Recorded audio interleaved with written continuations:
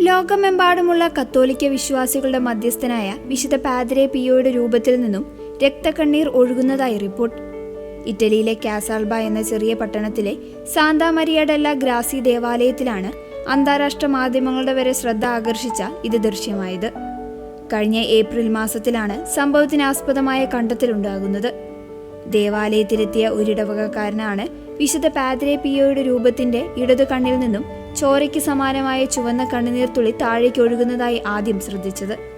കണ്ണീർ കണ്ടയുടൻ തന്നെ വിശ്വാസികൾ വിവരം അറിയിച്ചതിനെ തുടർന്ന് ഇടവക വികാരിയായ ഫാദർ ജിറോലോമോ ക്യാപ്വാനോ സ്ഥലത്തെത്തുകയും രൂപത്തിലെ കറ തുടച്ചുമാറ്റാൻ ശ്രമിക്കുകയും ചെയ്തു. എന്നാൽ എത്ര ശ്രമിച്ചിട്ടും ആ ചുവന്ന കറ മാറ്റാൻ സാധിച്ചില്ല.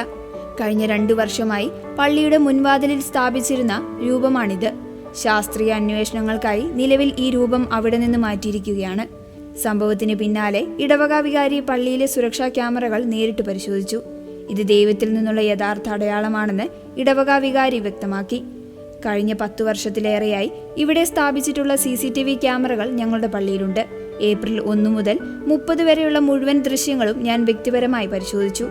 ഏപ്രിൽ 18-നാണ് ഈ രക്തക്കണ്ണീർ പ്രത്യക്ഷപ്പെട്ടത്. പകലോ രാത്രിയോ ഒരാൾ പോലും അടുത്തു വരികയോ അസ്വാഭാവികമായി ഒന്നും ചെയ്യുകയോ ചെയ്തിട്ടില്ല. ഇതൊരു പെയിന്റർക്ക് പോലും ഇത്ര കൃത്യമായി വരച്ചെടുക്കാൻ പറ്റില്ല. ഇതുതന്നെ അത്ഭുതപ്പെടുത്തുന്നു. ഈ അത്ഭുതം ചർച്ചയായതോടെ ഇതിന് പിന്നാലെ ശാസ്ത്രീയ വശങ്ങൾ കണ്ടെത്താനായി വലിയൊരു അന്വേഷണത്തിന് വത്തിക്കാൻ ഒരുങ്ങുകയാണ്. കണ്ണീരിൽ രക്തത്തിന്റെ അംശം അടങ്ങിയിട്ടുണ്ടോ അതോ മറ്റെന്തെങ്കിലും രാസവസ്തുവാണോ എന്ന് ഫോറൻസിക് പരിശോധനയിലൂടെ വ്യക്തമാകും.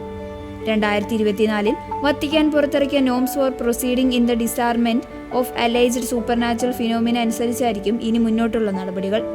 അന്വേഷണങ്ങളുടെ ഫലം എന്തുതന്നെയായാലും തങ്ങളുടെ വിശ്വാസത്തെ തളർത്താൻ ഒന്നിനും കഴിയില്ല എന്ന് ഇടവക വികാരിയും വിശ്വാസികളും ഒരുപോലെ പറയുന്നു. 2015-ൽ ഇതേ നഗരത്തിൽ മാതാവിന്റെ രൂപത്തിൽ നിന്നും കണ്ണുനീർ വരുന്നുവെന്ന വാർത്ത ഉയർന്നിരുന്നുവെങ്കിലും അത് മഴവെള്ളം ഒലിച്ചിറങ്ങിയതാണെന്ന് അന്വേഷണത്തിൽ കണ്ടെത്തിയിരുന്നു.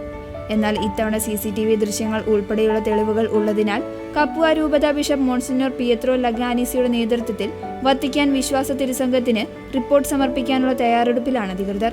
അതുവരെ പരസ്യ പ്രസ്താവനകളിൽ നിന്ന് വിട്ടുനിൽക്കാൻ ബിഷപ്പിനോട് വത്തിക്കാൻ നിർദ്ദേശിച്ചിട്ടുണ്ട്.